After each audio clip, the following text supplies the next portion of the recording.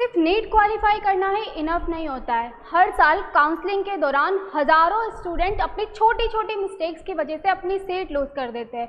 यदि आप भी नीट 2026 काउंसलिंग में पार्टिसिपेट करने वाले हैं तो ये वीडियो एंड तक ज़रूर देखिए, क्योंकि काउंसलिंग के दौरान होने वाली छोटी छोटी मिस्टेक आपके एडमिशन को अफेक्ट कर सकती है। Hello everyone, welcome to university plus. मेरा नाम है काजल और आज हम बात करेंगे नीट काउंसलिंग के दौरान स्टूडेंट से होने वाली मिस्टेक्स के बारे में और उनसे कैसे बचा जा सकता है। तो चलिए बिना किसी डिले के वीडियो की शुरुआत करते हैं। तो सबसे पहले हम बात करेंगे registration and strategy related mistakes के बारे में। हाँ, आप में से बहुत सारे बच्चे इस बात से परिचित हैं, पर जो इस चीज़ को नहीं जानते मैं उन्हें बहुत क्लियरली बता दूं that NEET qualification doesn't mean auto admission. Counselling registration is a separate mandatory process.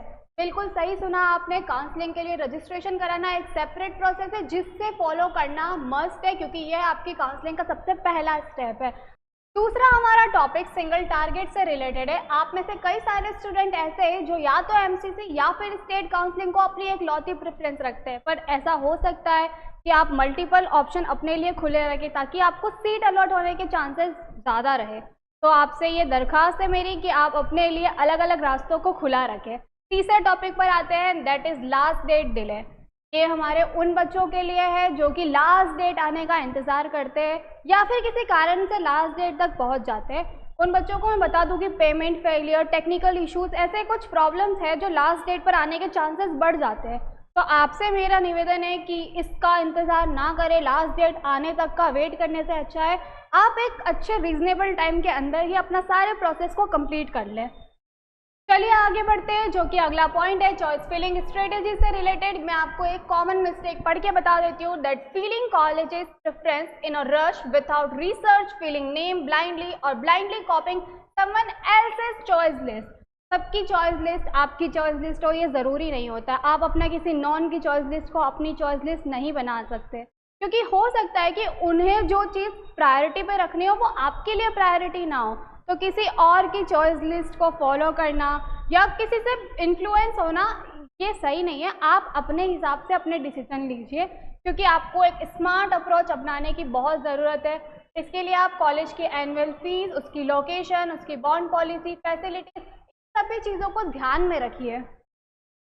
अगला हमारा टॉपिक लॉकिंग और रिपोर्टिंग से रिलेटेड है। दोस्तों, आपको जहां पोर्टल पर चॉइस फिल करने के बाद लॉक करने का ऑप्शन दिया गया है, आप उसे लॉक करना बिल्कुल नहीं भूल सकते, क्योंकि उसका अगर आपने फिर चॉइस फिल किया उससे फिर कोई मतलब ही नहीं रहेगा। अगला टॉपिक रिपोर्टिंग से रिलेटेड है। इसके रिलेटेड एमसीसी ने अभी एक रिफॉर्म भी किया है जो हम अपनी प्रीवियस वीडियो में आपको बता चुके हैं। तो जहां आपको फिजिकली अपीयर होने के लिए, रिपोर्ट करने के लिए कहा जा रहा है, वहां ये मस्ट मैंडेटरी प्रोसेस है और ये शायद आपको लास्ट में करना होगा। सो आपको बार बार, अब रिफॉर्म में ये आ चुका है कि आपको बार बार कॉलेजेस में जाकर रिपोर्ट करने की ज़रूरत नहीं रहेगी। आगे वीडियो में हम बात करते हैं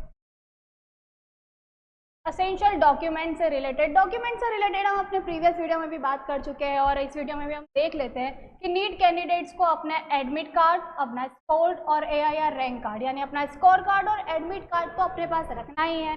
उसके साथ में अपने 10th क्लास की और 12th क्लास की मार्कशीट को अपने पास रखना है। और नेक्स्ट है हमारी आइडेंटिटी प्रूफ के बारे में। हमारी गवर्नमेंट आइडेंटिटी प्रूफ, लाइक हमारे पास आधार कार्ड या पैन कार्ड या पासपोर्ट, हमारे पास जो भी उपलब्ध हो वो हमें अपने पास रखना ही है। इसके साथ ही हमें अपना caste category certificate, PWD certificate, domicile certificate, जो भी इम्पोर्टेंट हो वो, जो भी आपके पास उपलब्ध हो वो आपको यहाँ पर रखना ही है। आगे वीडियो में हम बात करते हैं अगले हमारे टॉपिक में। आपसे गलती की कोई गुंजाइश नहीं की जा सकती है, क्योंकि सोशल मीडिया का ज़माना है। आपके पास व्हाट्सएप ग्रुप्स, लिंक्स और टेलीग्राम, बहुत सारी जगहों से अपडेट नोटिफिकेशंस आते रहते हैं। तो आप उन पर ब्लाइंडली भरोसा मत कीजिए। इससे कई गुना बेहतर ऑप्शन है कि आप ऑफिशियल साइट पर जाकर, पोर्टल पर जाकर उसे रीचेक ज़रूर कीजिए, क्योंकि कई बार ऐसा होता है कि स्टूडेंट लास्ट डेट किसी व्हाट्सएप ग्रुप में या कहीं देख लेते हैं जो कि 100% सही हो, ये ज़रूरी नहीं है।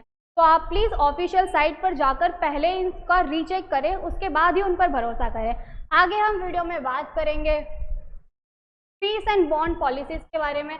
स्टूडेंट को कई बार सीट अलॉट होने के बाद हिडन सरप्राइजेस मिलते हैं, लाइक उन्हें tuition fees, security deposit, state service bond condition, इन सब से कुछ ना कुछ इश्यूज बाद में आते हैं। तो आपको ये बाद में रियलाइज़ करने से बेटर है कि आप अभी से हॉस्टल चार्जेस, और अपने ज़रूरी जितने भी पेनल्टीज़ वगैरह सब कुछ को पहले से अभी चेक करके रखें।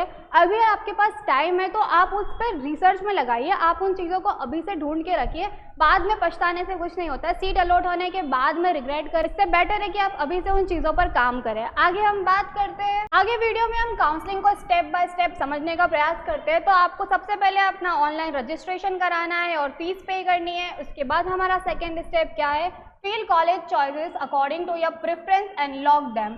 उन कॉलेजेस को चूज करना है अपने प्रेफरेंस के अकॉर्डिंग, अपनी चॉइस फिलिंग करने के बाद उन्हें लॉक करना है। तीसरे स्टेप पर आते हैं, तीसरा स्टेप है सीट अलॉटमेंट और रिजल्ट को चेक करना और उसके बाद हमारा अलॉटमेंट लेटर डाउनलोड करना। और लास्ट स्टेप है report to allotted college with document और OPT फॉर अपग्रेड। तो स्टूडेंट, नीट काउंसलिंग सिर्फ मार्क्स का गेम नहीं है, आपकी सही प्लानिंग और एक्यूरेट इन्फॉर्मेशन आपको एक सही मेडिकल सीट दिलवा सकते। तो NEET, MBBS India, MBBS abroad और एडमिशन रिलेटेड सभी अपडेट के लिए हमारे चैनल को सब्सक्राइब करें। धन्यवाद।